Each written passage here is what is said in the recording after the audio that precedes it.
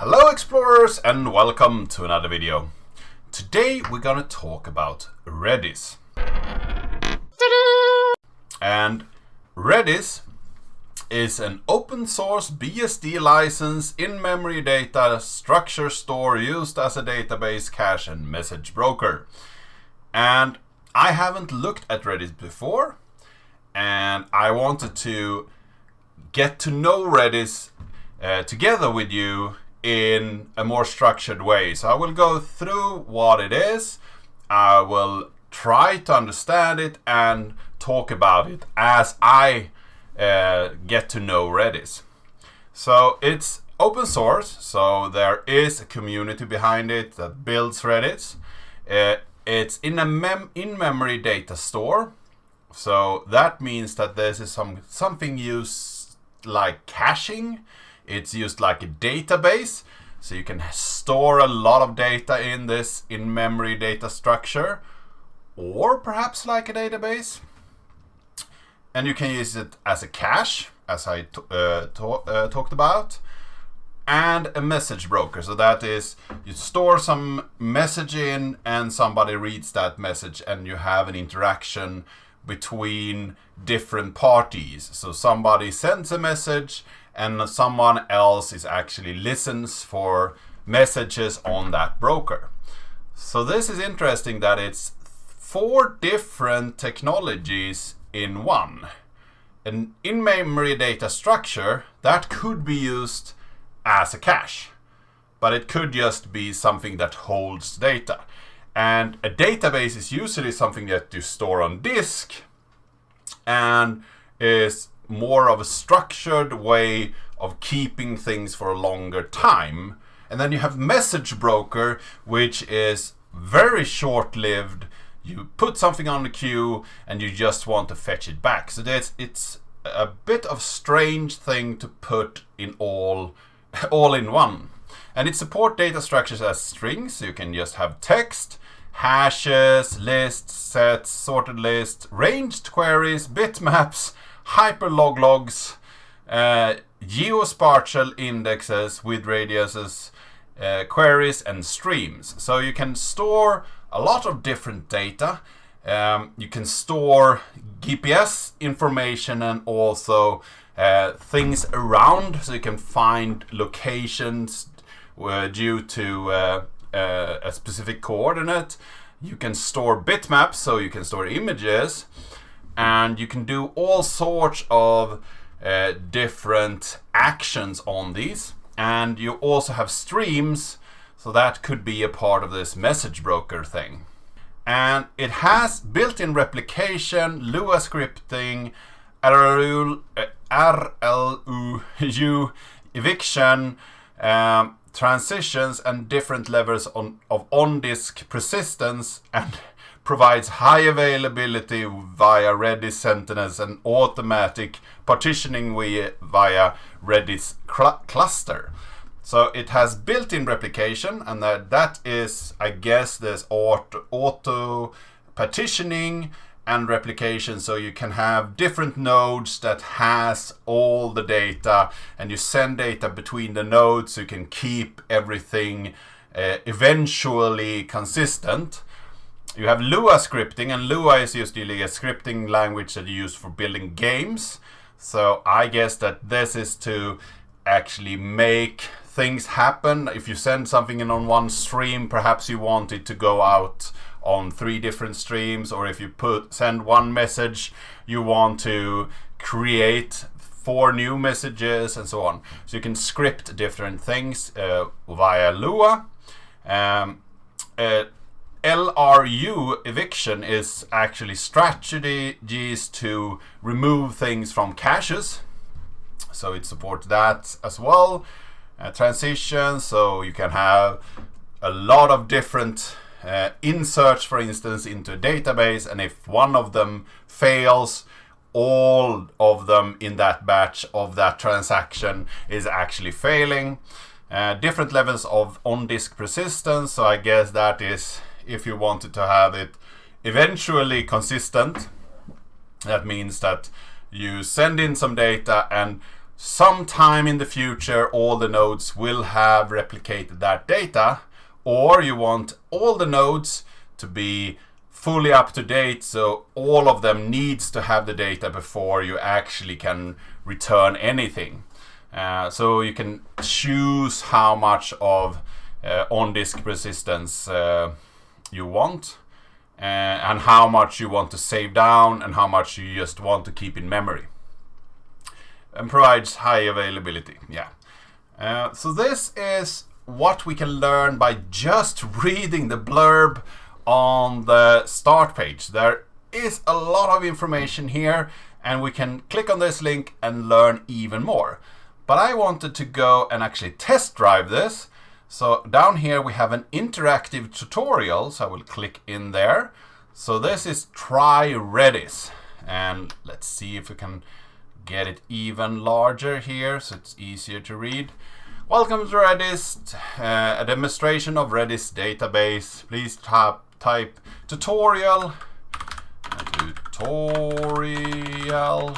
to start the brief tutorial. Redis is what is called a key value store, often referred to as a NoSQL database.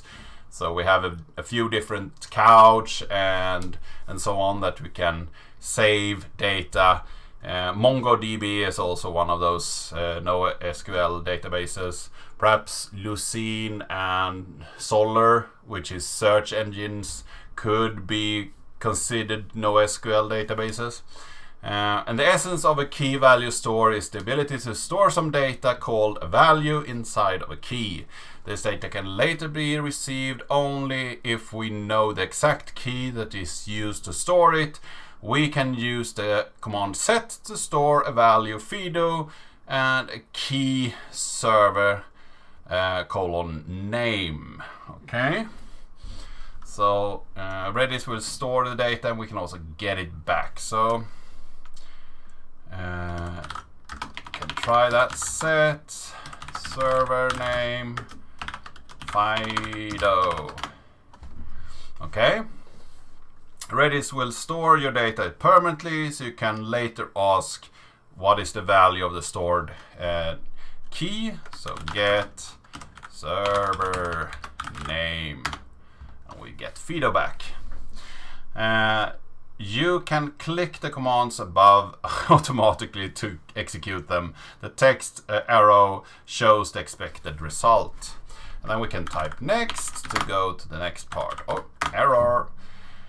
Another common operations provided by key value stores are delete, del, given a key associated value, set if not exist, set nx on Redis, and set the key if only if it doesn't not already exist.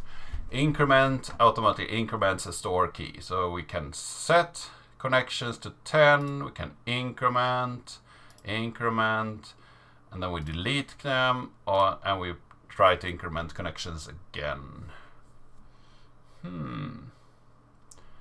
So okay, so we deleted it, and if we increment it again, it's actually starting from 0. That's interesting. Next. There is something special about increment. Why do we provide such an operation? If we can do it ourselves with a bit of code. After all this, it's as simple as, So they explain that. The problem is doing an increment in this way will only work as long as a single client is using the key. See what happens if two clients are accessing the key at the same time. So that's a really interesting thing, that they actually have increment in the tool here, so you can actually be sure that every client, if we say that we have 100 clients and they all do increments from different locations and in different times, we can be sure that the value that is incremented by all the action sent from all the clients. So that's interesting. Let's do a next. Redis can be told that a key should only exist for a certain length of time. So we have an expire and a TTL, so time to live. So we set resource lock demo, and then that will expire after 120 seconds. As long as the queue exists with TTL. This returns the seconds until it will be deleted. Okay, so we can see how long it takes until it's actually removed. And if it's -2, it doesn't exist anymore. -1 for the TTL if the key means that it will never expire. Okay. And if we set the value again, it will actually never expire. Okay. Let's do it next. This is interesting. Redis also supports several more complex data structures. The first one to look at is a list. A list is a series of ordered values. Some of the important commands for interacting with lists is rpush.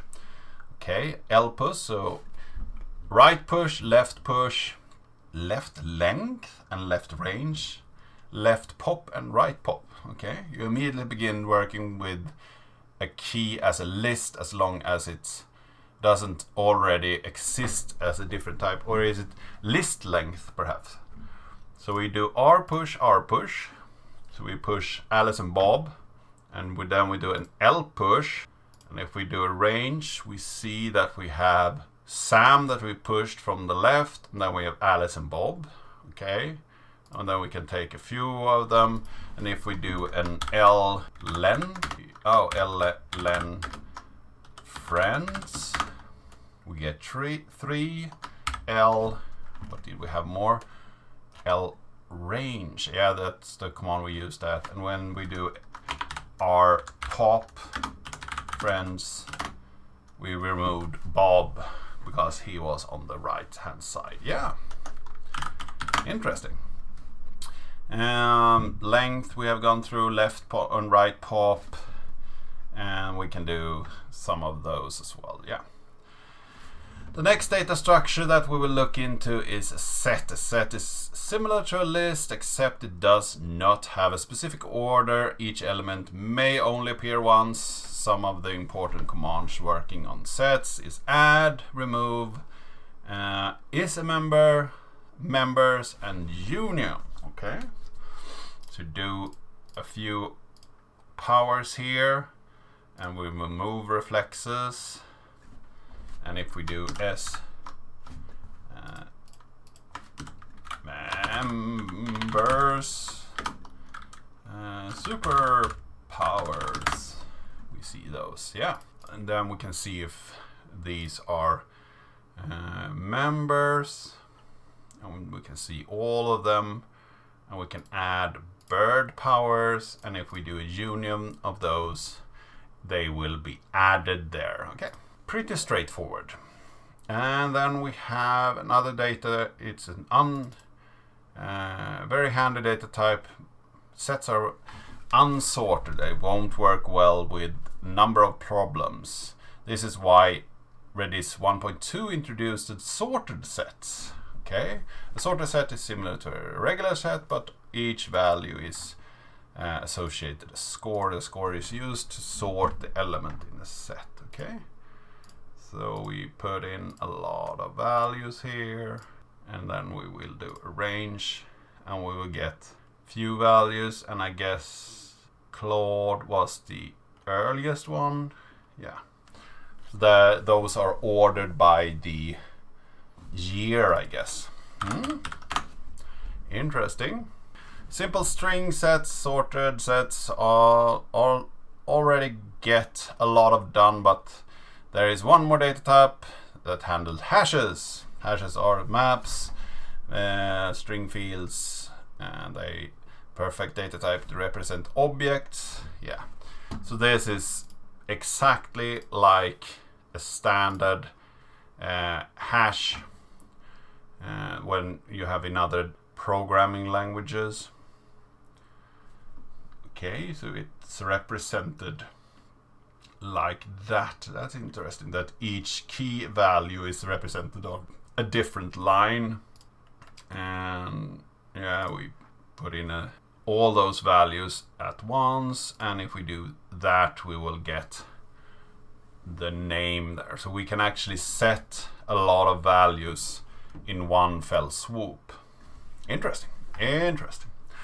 Numerical values in hash fields are handled exactly the same as simple strings. They are operations to increment the value in atomic way. Yeah. So we can set visits and then increment it by 1 or 10. That wraps up the Redis tutorial. Please feel free to goof around with this console as much as you like. Check out the following links. Yeah. So now we have gone through this tutorial. I hadn't seen this tutorial before, so it was a lot of reading, and I'm a little bit sorry for that. But I think that as I understood it, and as I tried it, I hope that you also got a sense of what you can do with this this tooling. I've not talked anything about how you can use it with another language, but we have seen which kind of operations we can do with Redis and what kind of data we can store in Redis. And what I think is very interesting there is that all the common types that you have in most programming languages could be represented in some way in Redis, and you can do atomic operations on those to actually increase and decrease values, so you don't have any mishaps between different servers. If you have a lot of servers that want to do operations on the values, and as you have sets, you can have values that is totally atomic, or unique in the database. That is also a very powerful feature. And this feature that you can have something that could live for a short while is great if you want to have some kind of caching that should be alive for, let's say, 24 hours, and then that value should be removed. So this is a very interesting way to store data in in a quite simple interface. There is a lot to learn about the different commands that you can run. They are a bit strange at first, but because they have abbreviated them a lot. But I think that if you use Redis for a while, you will get used to all these abbreviations. And I guess that if you use a programming language and hook it up to Redis, you probably will get nice classes or other abstractions that can help you to save data to Redis. I hope that you found this very brief introduction into Redis, or first look at Redis, interesting. I hope that you learned something today. If you want to try Redis out yourself, this try.redis.io is a very good site to just run through and try different commands. If you have any questions about Redis, leave them down below and I will look into it, learn more about Redis, and try to answer your questions. I want to do more videos about Redis and talk a little bit how you can interact with Redis from a language. And if you like this video, give it a like, share it with your friends and colleagues. If you haven't subscribed yet, please do that. And I really hope to see you in the next video.